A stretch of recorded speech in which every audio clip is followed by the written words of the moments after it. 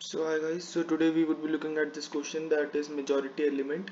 We have been given an array num of size n and we have to return the majority element. So the majority element is the element that appears more than n by 2 times. So you may assume that the majority element always exists in the array, so you don't have to return -1 at any point. So we would be looking at two solutions. So the first solution is the brute force solution. In this solution we would be going through like this. This is the given array and we would first sort it out, that is 1 1 2 2 and again 2. Yeah, so once we have sorted it out, we would declare a variable count, and whenever we see that the ith element has the value equal to the ith plus 1, we would do plus 2 count, hence it would become 2 here. It would become, yeah. So after that we would go to the next element, and when we see that it is not equals to this, we would make count 0.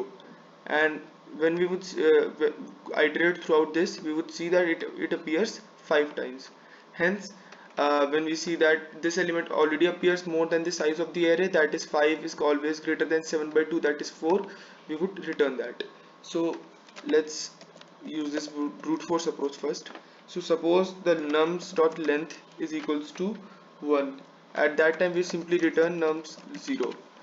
And if the length is 0, yeah, there is 0, then we simply return -1.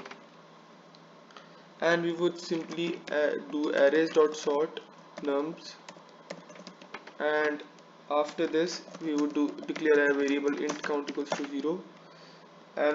And we would go like this: for int I is equals to 0 to I is less than nums dot length and I plus plus, we would be iterating throughout the loop. So if we see that the value right now is equals to the value to the next, that is I plus 1, what we would do, we would simply do count plus plus. And if inside this, if we see count is greater than or equal to the nums dot length to the mid of, means the half of the length, we simply return nums I. Yeah. And after this, else if this is not happening, if the values are not equal, we would simply do count is equals to 0. Now we would return -1. Even though although this won't be a case, but still for compiling the code we have to do that. And once we run it, yeah, you can see it's passing the basic test case. So it is taking, yeah, it's not that fast. It's taking 3 ms of time. 47% of Java Online Solution is faster than, and yeah, using a lot of memory. So now we would be looking at the other solution. This is an voting algo. So in this we would be declaring a variable count, that is int count is equals to 0. I would explain you through the presentation in a second. And we would do int x is equals to 0.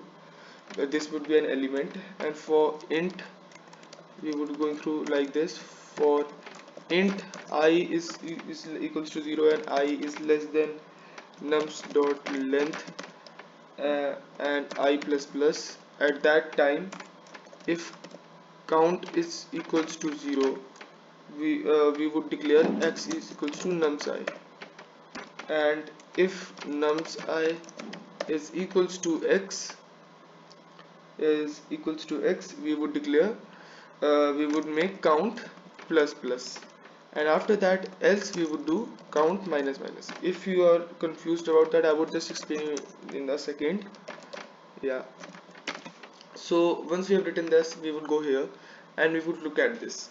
Suppose we start from this loop and we initially count was equals to 0, as we declared that here. Now we will go inside loop and check three conditions. If count is equals to 0, we would declare x equals to nums I. So if count is equals to 0, yeah, so we would declare x equals to 2. Then next time we would see, after going through, if count is equals to 0, no, count is equals to so count is not equals to, yeah, is equals to 0, so x is equals to 2, and we would see in the next part if nums I is equals to x. Yes, nums I is equals to x, so we would simply do count equals to 1, and after that we would again go through the whole loop. In the next element we would see is equals to 1, hence we would see that okay, the next element is equals to 1. At that time I would just look at it, just I would go to the question, yeah, just making an, yeah. So after that we would go to this part and we would see that if count is equals to 1 and the next element is not equals to this, we would reduce count by 1, so this will become 0.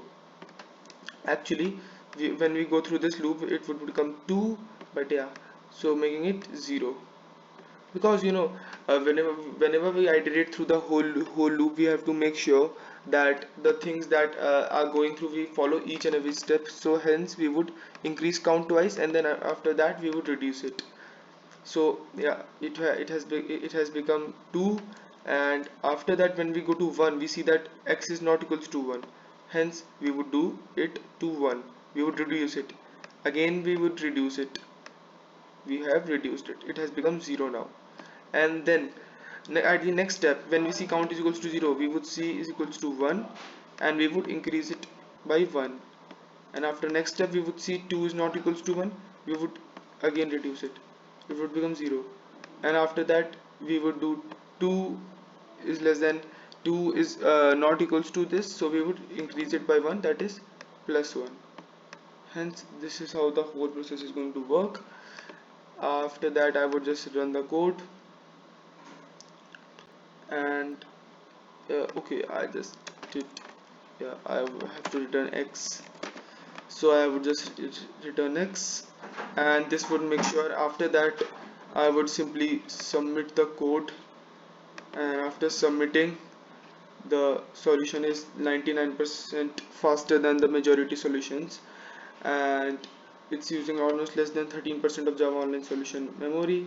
So yeah, this is how all things are going to work. Yeah, and this is it for the question. This in this at last we have done, at last if count is not equals to 0 and the majority element is still exists, hence it is appearing more than n by 2 times, obviously, because the last element is still equals to that. So this is how we would solve this question.